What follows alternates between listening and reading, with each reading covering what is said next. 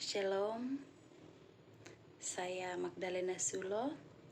Saya ingin berbagi kisah ketika salah satu mujizat terbesar dalam kehidupan saya, tepatnya 2 tahun yang lalu, di mana Tuhan Yesus memberikan saya kesempatan kedua untuk hidup, untuk terus menjalankan tugas dan tanggung jawab saya sebagai seorang istri dan sebagai seorang ibu bagi 2 anak yang Tuhan percayakan kepada saya. 2 tahun yang lalu, tepatnya tanggal 24 September 2018, seperti biasa, hari itu saya bangun pukul 4 subuh untuk mempersiapkan segala keperluan anak-anak saya, terutama untuk anak saya yang pertama yang sudah duduk di kelas 7 SMP saat itu. Pada hari itu saya memulai aktivitas saya seperti hari-hari biasanya. Saya bangun pukul 4 dan sesudah doa pagi saya mulai mempersiapkan segala sesuatu, membersihkan rumah, mempersiapkan sarapan untuk anak-anak saya, dan tentunya untuk mengantar anak saya yang pertama, karena kebetulan saat itu suami saya sedang berada di luar kota. Dan sekitar jam 6.30 anak saya sudah siap untuk berangkat ke sekolah. Saya kemudian keluar untuk mempersiapkan motor untuk mengantar anak saya. Dan pada saat saya membuka pagar, tiba-tiba detak jantung saya berdetak kencang. Dan saya pikir saat itu ya mungkin ini detak jantung yang biasa. Awalnya saya pikir ini cuman jantung berdebar seperti biasa saja, paling 5 atau berapa menit kemudian paling berhenti. Kemudian saya masuk dalam rumah kembali, tetapi jantung saya masih berdebar terus. Akhirnya saya ragu untuk mengendarai motor dan saya memutuskan untuk menelpon kakak saya yang kebetulan anaknya juga bersekolah satu sekolah dengan anak saya, dan saya meminta kakak ipar saya untuk sekalian menjemput anak saya ketika kakak ipar saya mengantarkan anaknya ke sekolah. Kemudian saya masih melanjutkan aktivitas seperti biasa, masih beres-beres rumah, karena saya pikir dengan berberes-beres rumah debaran jantung itu akan berhenti sendirinya. Tetapi saat anak saya sudah berangkat sekolah diantar kakak ipar saya, ternyata debar jantung saya tidak berhenti juga, dan itu mungkin sudah sekitar setengah jam berlalu. Akhirnya saya mulai ragu dan saya sudah mulai was-was, dan saya memutuskan untuk menelpon kembali kakak saya dan meminta untuk mengantar saya sekedar check up ke rumah sakit.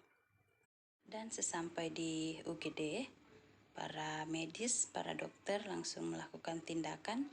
Setelah bertanya gejala-gejala yang saya rasakan, akhirnya dokter memutuskan untuk setelah dokter memasang alat-alat pendeteksi jantung dan mengambil sampel darah untuk uji laboratorium, keadaan saya saat itu masih baik-baik, belum terlalu memprihatinkan.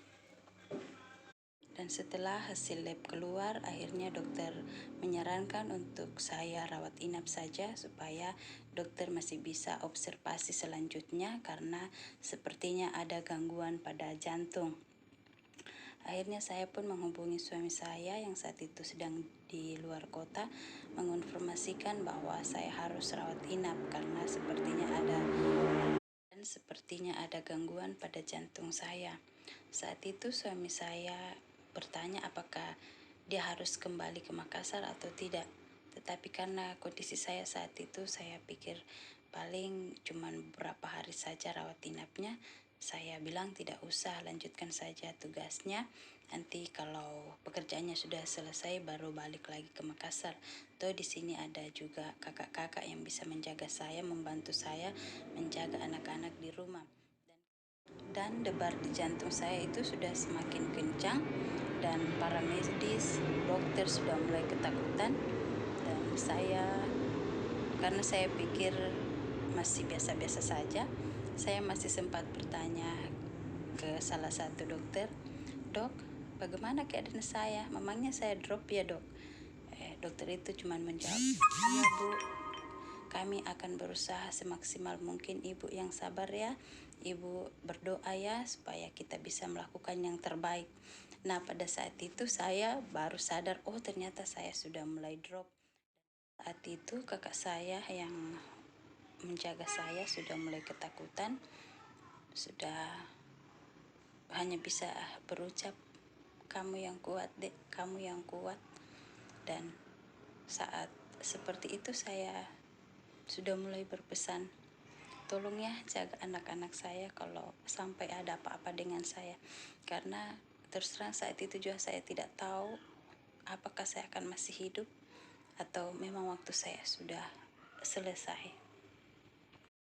Setelah mendengar penjelasan dari dokter, saya mulai takut.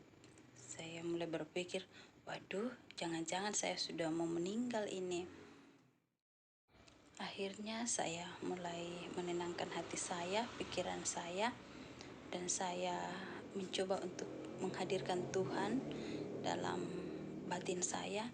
Kemudian dari hati yang paling dalam saya berbicara, saya berdoa, "Tuhan, kalau memang waktu saya sudah selesai, tolong Tuhan ampuni segala dosa-dosa yang pernah saya perbuat, dan izinkan saya untuk masuk dalam kerajaan-Mu bersama para kudus-Mu di surga.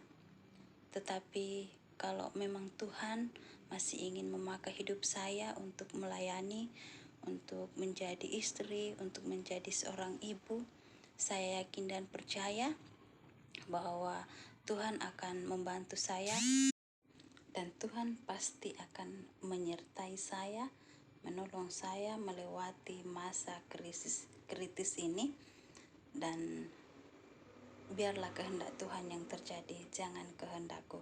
Dan kebetulan di gereja Katolik itu ada doa novena Koronka, dan saya lanjut dengan doa novena Koronka itu. Berulang-ulang saya cuman berucap, "Demi sengsara Yesus yang pedih, tunjukkanlah belas kasih-Mu kepada kami dan seluruh dunia." Dan pada saat kakak saya sedang mengurus segala administrasi untuk keperluan rawat inap, tiba-tiba kondisi saya memburuk dan badan saya mulai pucat, dingin, dan berkeringat sampai seluruh badan saya basah kuyup, dan debaran jantung semakin kencang. Akhirnya para dokter meminta kakak saya untuk menandatangani berkas persetujuan untuk dilakukan tindakan pemasangan alat pacu jantung. Tetapi kakak saya waktu itu sudah ketakutan.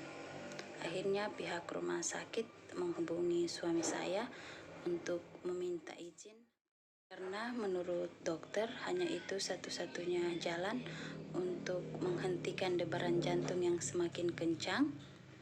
Tapi itu pun sama sekali tidak menjamin bahwa pasien akan kembali, dan tetap ada kemungkinan bahwa detak jantung dari pasien akan berhenti total, karena kondisi pasien sudah sangat lemah, sangat drop.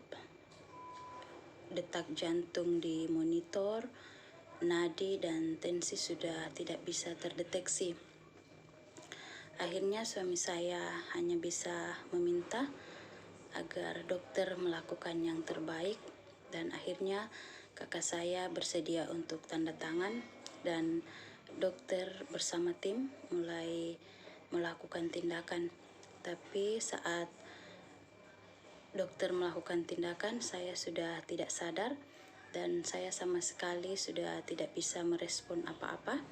Saya tidak tahu apa yang para medis lakukan. Saya tidak tahu berapa lama saya tidak sadarkan diri ketika dokter mengambil tindakan, dan saya kembali sadar ketika saya mendengar ada suara yang mengatakan, "Alhamdulillah kembali ke 36."